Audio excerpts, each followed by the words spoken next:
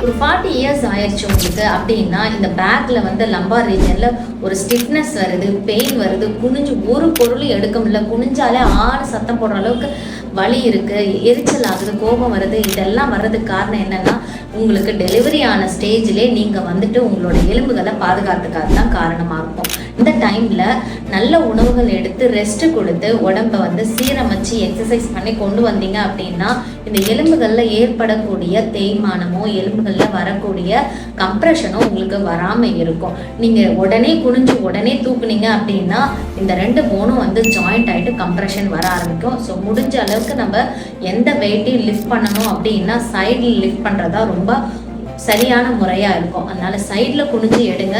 எல்லாத்தையும் உட்காரும் பொழுதும் கொஞ்சம் குனிஞ்சு முட்டியை வந்து மடக்கி உட்காந்து எழுந்தீங்க அப்படின்னா உங்களுக்கு ஈஸியாக இதுலேருந்து ரிலீஃப் ஆகலாம். ஃபர்தராக இதை அக்ரவேட் ஆகாமல் நீங்கள் பாதுகாத்துக்கலாம்.